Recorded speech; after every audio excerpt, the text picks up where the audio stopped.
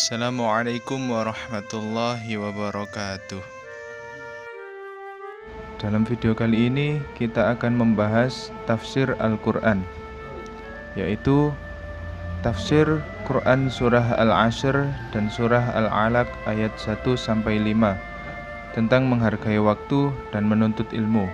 Mari kita simak penjelasannya berikut.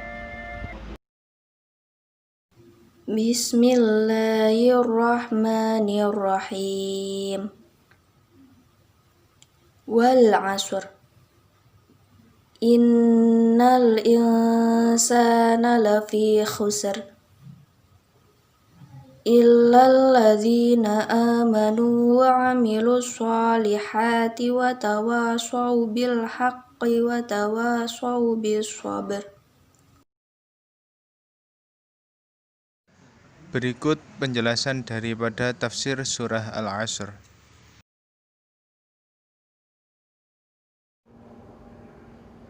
Halo teman-teman, perkenalkan nama saya Sifaul Biarahmati. Saya dari mahasiswa semester 1 Setit Raden Wijaya Mojokerto.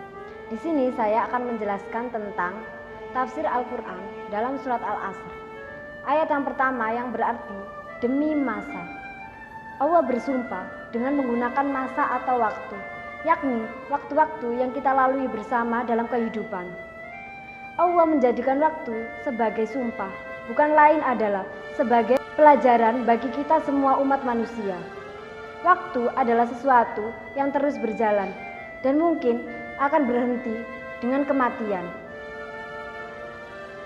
Oleh karena itu, lewat ayat ini kita bisa belajar bahwasannya kita tak boleh menyia-nyiakan waktu, kita harus bisa memanfaatkan waktu dengan sebaik mungkin agar tak ada penyesalan di kemudian hari. Sedangkan dalam ayat kedua yang berarti sesungguhnya manusia itu benar-benar berada dalam kerugian. Ayat ini juga memperjelas dan memperkuat ayat yang pertama, yang mana bahwasannya kita tidak memanfaatkan waktu dengan sebaik mungkin, maka pasti kita akan merasakan kerugian atau penyesalan. Pada dasarnya, semua orang yang hidup di dunia ini mendapatkan kerugian, bahkan mulai dari kita bayi. Sejak kita berada di pangkuan ibu, kita sudah mengalami kerugian. Berupa belum bisa merasakan arti hidup yang sebenarnya, bahkan hingga kita mati pun kita sudah merasakan penyesalan. Oleh karena itu, ayat ini juga memberikan penegasan kembali dari ayat pertama untuk memanfaatkan waktu dengan sebaik mungkin agar tidak mendapatkan kerugian yang amat besar. Sedangkan pada tafsir ayat terakhir, pada saat terakhir ini juga dijelaskan agar kita bisa memahami apa arti hidup yang sebenarnya. Maka kita harus memiliki dua hal, yaitu satu, iman. Kita harus memiliki keimanan. Satu, kepercayaan bahwa kehidupan itu semata-mata adalah atas kehendak Allah Subhanahu wa Ta'ala. Dengan adanya iman, seorang dapat merasakan apa arti hidup, untuk apa hidup, dan sebagainya. Yang kemudian juga mendorongnya pada hal kedua, yaitu beramal saleh. Bismillahirrahmanirrahim. Iqra' bismi rabbikal ladzi khalaq.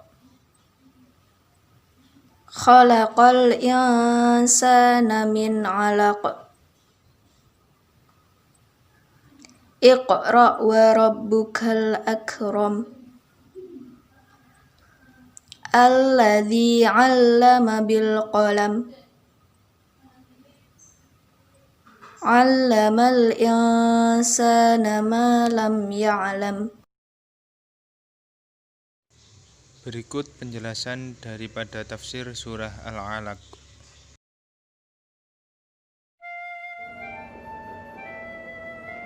Nah, sekarang saya akan menjelaskan tentang tafsir Al-Quran dalam surat Al-Alaq.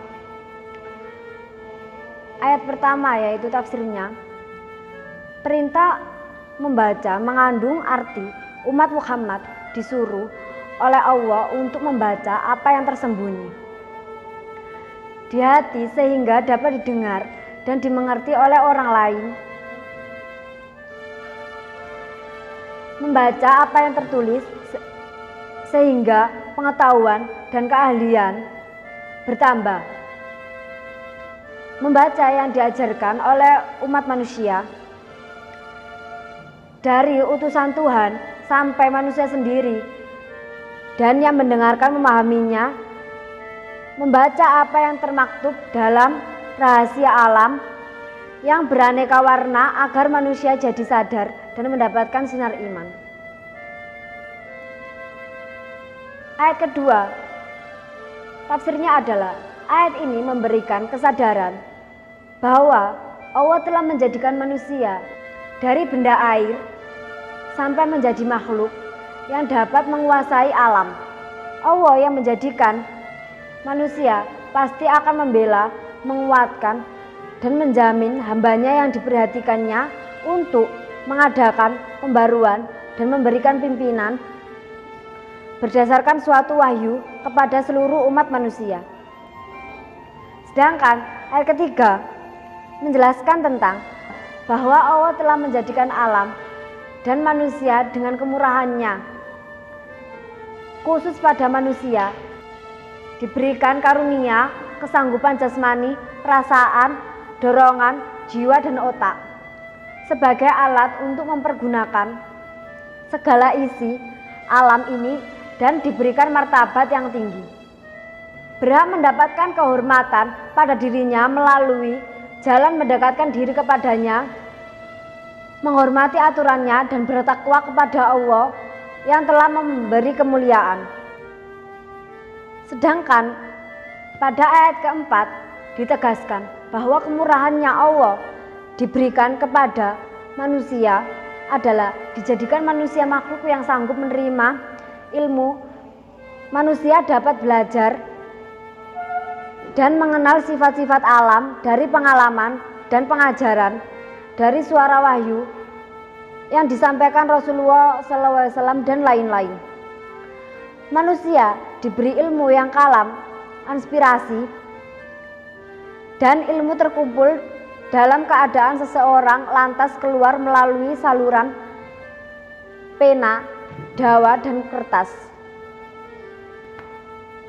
Sedangkan ayat kelima, bab akhirnya sumber dari seluruh pengajaran adalah Allah yang mengajarkan apa-apa yang belum diketahui manusia dengan cara menumbuhkan ingatan untuk mengingat hal-hal yang lampau, memberikan kemauan untuk menyempurnakan dan membukakan kesempatan untuk berbuat, sehingga lahir pengetahuan yang baru langsung diberikan berupa iman atau wahyu.